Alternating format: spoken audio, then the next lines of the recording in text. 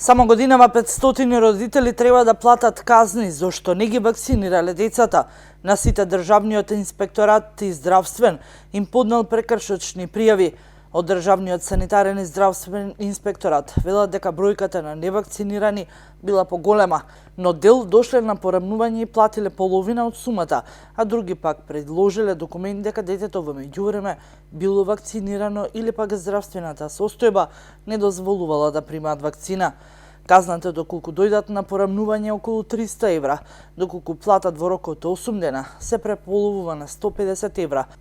Но тоа не ги амнестира родителите да не ги вакцинираат децата. Тие понатаму нема да бидат примени во градинка, изјавуваат од инспекторатот.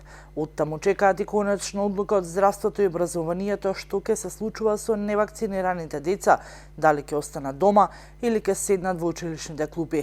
Доколку се одлучи без уреден картон, првооделенците да не се запишуваат во училиште, здравствените инспекторати ќе вршат контрола.